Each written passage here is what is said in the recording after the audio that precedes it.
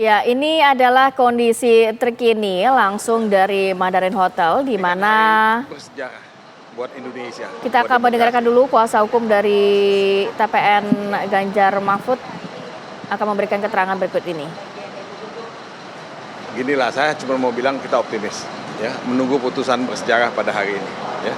Tapi yang paling penting kita mau berdoa dulu, ya. Kita nunggu Pak Ganjar. Pak Ganjar datang kita berdoa, ya. Soalnya untuk Indonesia yang lebih baik, ya, kita harus ya bermunajat, ya, memanjatkan doa pada Tuhan, ya. Semoga kita bisa menyelamatkan demokrasi Indonesia, ya. Karena demokrasi ini penting buat bangsa, buat anak cucu kita. Karena tidak ada sistem yang lebih baik dari demokrasi.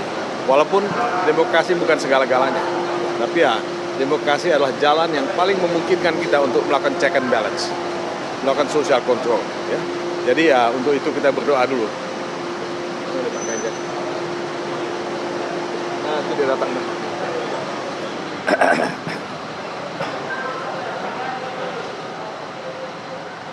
Mandarin Hotel di mana Doa politik. Ganjar Mahfud MD dan juga kuasa hukum beserta Pak Mahfud dari sini juga nggak, Pak? Pak Mahfud langsung ke sana. Oh, langsung. baik.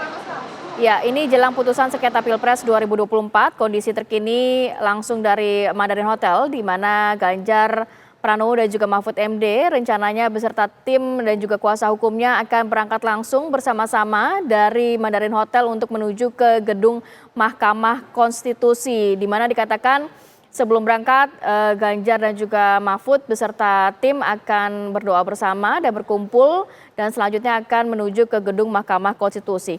Kalau kita bisa flashback sedikit ke belakang pemirsa di mana permohonan dari atau petitum dari kubu Ganjar Mahfud ini berisikan beberapa, diantaranya adalah meminta dari KPU untuk meminta untuk didiskualifikasi dan juga ada pemungutan suara ulang. Baik, kita juga akan menunggu bagaimana pergerakan dari Mandarin Hotel di mana tempat Ganjar Pranowo juga akan bergerak bersama timnya. Kita akan pantau bersama rekan kami. Selain itu Faris Naufal ini akan berdiskusi langsung dari gedung MK Jakarta. Silakan Faris.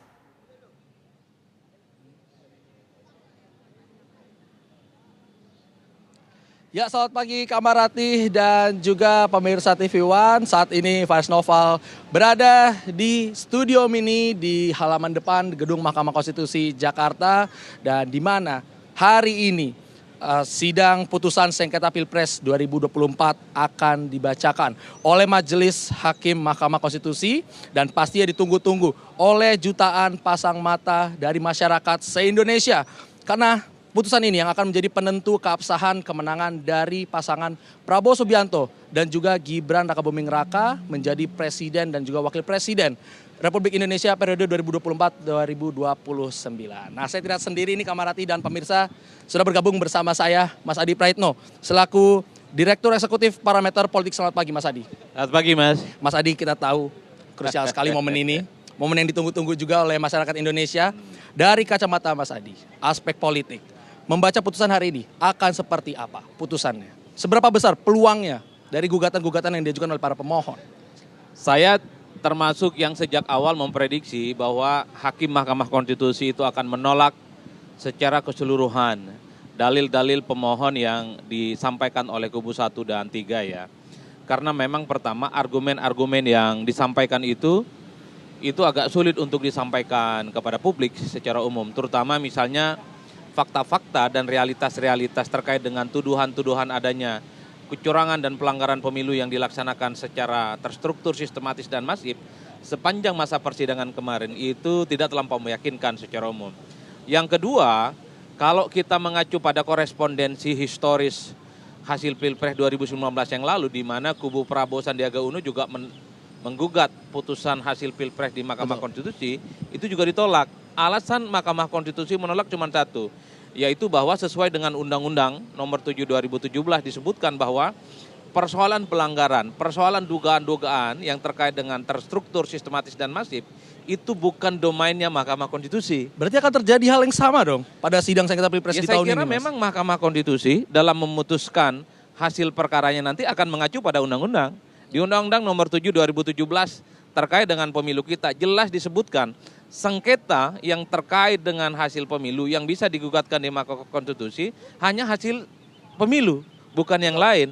Sementara soal proses terkait dengan pelanggaran sepanjang pemilu berlangsung itu sesuai dengan amanat Undang-Undang Pemilu hanya boleh dilaksanakan oleh penyelenggara pemilu, namanya Bawaslu, bukan yang lain.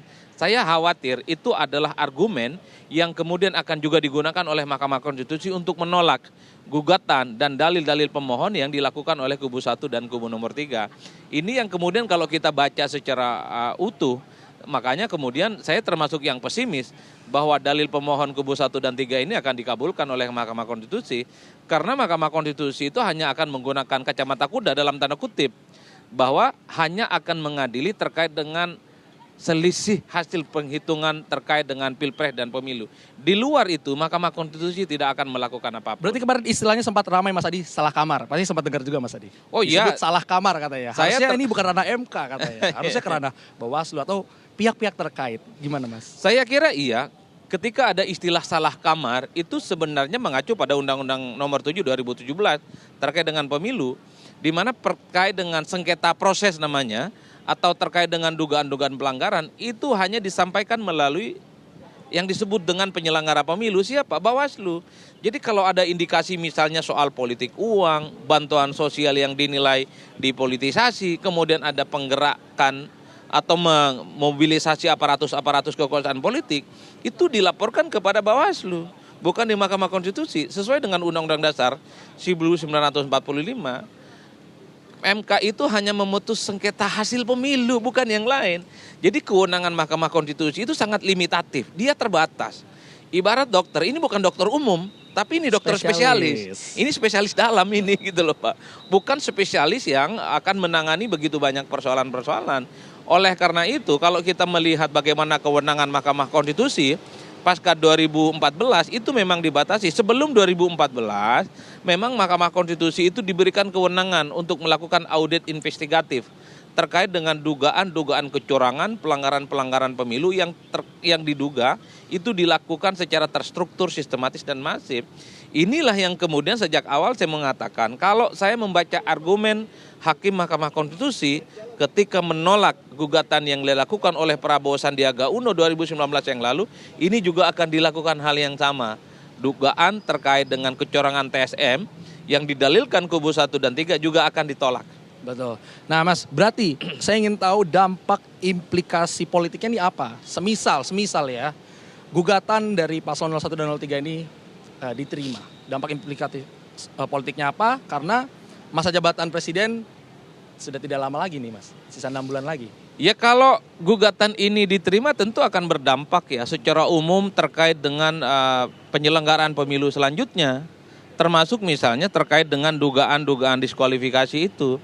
Karena kan dalil yang dimohonkan kubu 1 dan 3 ini kan cukup berat Mas. Satu misalnya mendiskualifikasi pasangan Prabowo dan Gibran, itu nggak gampang. Yang kedua meminta pemilihan umum dilaksanakan juga ulang. Ini yang saya kira akan mengganggu tahapan-tahapan yang sudah dilakukan dan bahkan khawatir ini juga sangat mepet dengan masa suksesi di mana Pak Presiden Jokowi itu akan mengakhiri jabatan politiknya di tanggal 20 Oktober. Oleh karena itu kalau ini memang dikabulkan, saya kira memang pemerintah dalam hal ini eksekutif itu akan susah payah bekerja sama dengan Komisi 2 untuk mengulang dan membuat tahapan-tahapan bagaimana adanya soal rencana-rencana pemilu yang akan dilaksanakan secara serentak. Dan implikasinya saya khawatir akan terjadi huru-hara yang agak sulit untuk bisa dikendalikan. Pemilu hilang itu bukan perkara gampang. Dukungan hampir 60% rakyat kepada kubu nomor 2 Prabowo dan Gibran itu bukan perkara sepele, tapi hampir menyangkut 100 juta orang yang datang ke TPS. Betul. Ini yang saya kira memang dampak politiknya jauh lebih banyak implikasi-implikasi yang tidak terduganya kalau gugatan yang disampaikan kubu 1 dan 3 ini jauh bisa diterima gitu loh Mas. Berarti nantinya langkah-langkah apa nih yang akan ditempuh? Semisal gugatannya ditolak dan langkah apa yang baiknya diambil dari paslon 01 ataupun paslon 03 ini nantinya ke depannya? Saya kira sederhana ya, dua hal. memang harus menerima ini dengan lapang dada. Legowo. Legowo.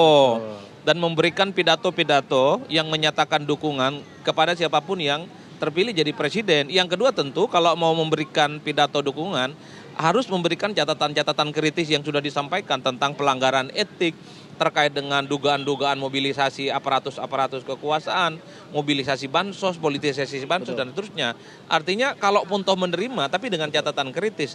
Tapi kalau pun toh tidak menerima, negara ini akan terus berjalan, Mbak. Betul. Presiden yang terpilih dan wakil presiden akan segera diumumkan, akan segera dilantik, dan akan menjalankan pemerintahan ini tanpa mereka yang juga menolak sampai kapanpun gitu ya. Atau mungkin boleh bergabung ya, seperti Ya, Pak Prabowo kemarin. boleh ya? bergabung, boleh.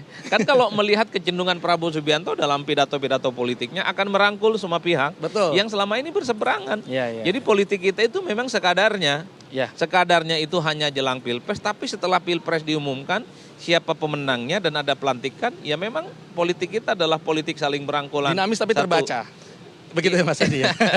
Oke Mas Adi, kita masih akan lanjutkan obrolan hangat kita. Namun kita akan kembalikan terlebih dahulu nih ke rekan saya Kamarati di Studio TV One. Saya kembalikan ke Kamarati di Studio TV One Pulau Gadung.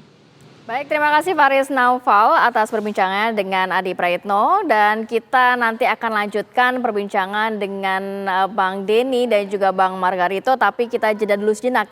Breaking News TV One akan kembali sesaat lagi.